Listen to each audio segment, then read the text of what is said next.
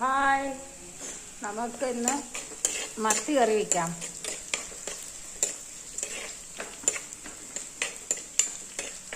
കറി വയ്ക്കുന്ന കാണും. ചട്ടി വെച്ചു, വെളിച്ചെണ്ണ ഒഴിച്ചു, ഇഞ്ചി ഓക്കെ ഇഞ്ചിയുണ്ട്, വെളുത്തുള്ളി, ഇഞ്ചി, ചെറിയ ഉള്ളി, പച്ചമുളക്, കടുക് പൊട്ടിച്ചതിന് ശേഷം അതെല്ലാം കൂടെ ഇട്ട് വഴറ്റി.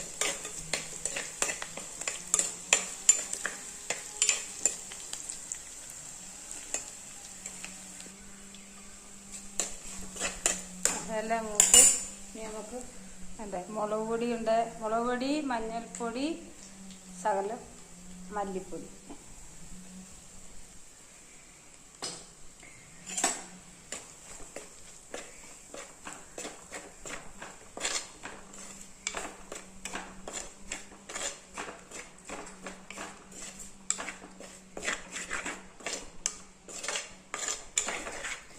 മല്ലിപ്പൊടി കൂടാൻ പാടില്ല, മത്തിക്ക് കുറച്ച് മല്ലിപ്പൊടി ആകണം.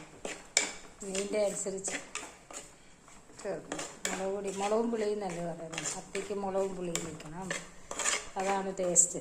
പിന്നെ ചെറിയ മത്തി പച്ച തേങ്ങ അരച്ച് കറി വയ്ക്കും, അതും നല്ല ടേസ്റ്റാണ്. ഇന്നിപ്പോൾ തേങ്ങ അരയ്ക്കാതെ തീരെ ചെറുതല്ല, എന്നാലും ഒരിടത്തരം മത്തിയാണ്.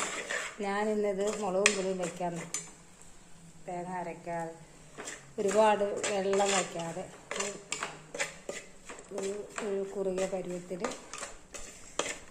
കറി വയ്ക്കാം കാണും.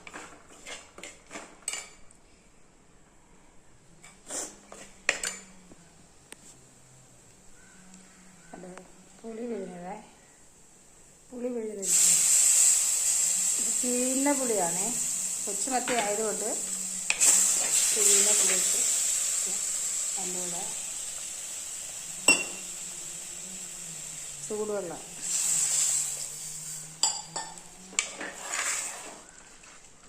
ഇത് തിളക്കണം. ഉപ്പിട്ട് കൊടുക്കണം. ഉപ്പിട്ട് കൊടുത്തിട്ട് പുളിയും പിഴിഞ്ഞൊഴിച്ച് അതിൻ്റെ ഉപ്പ് കൂടി ഇട്ട് കൊടുത്തിട്ട് ചൂടുവെള്ളം ഒഴിച്ച് തിളപ്പിക്കണം. തിളച്ച് വരുമ്പം മീൻ പറക്കണം. ഉപ്പിട്ട് കൊടുത്തേ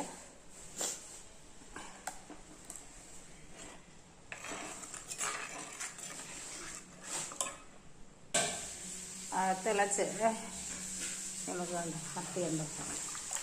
വലിയ മത്തിയൊന്നുമില്ല, ഇടത്തരം മത്തി ഏതാ കറിവേപ്പില വെച്ചിട്ട്.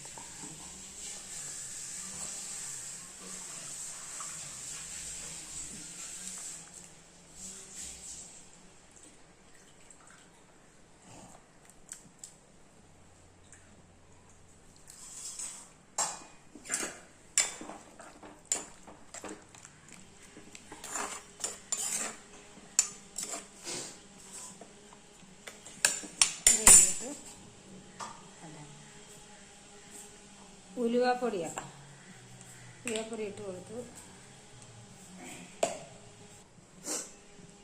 ഉലുവാപ്പൊടി ഇട്ട്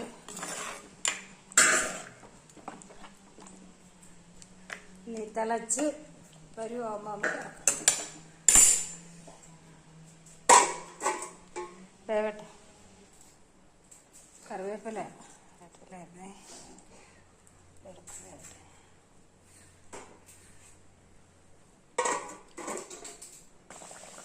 മത്തിക്കറിയൊക്കെ ആയി കണ്ടോ, ഉണ്ട്.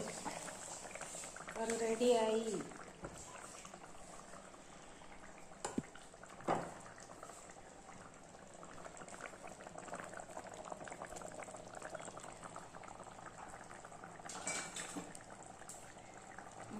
മത്തിക്കറി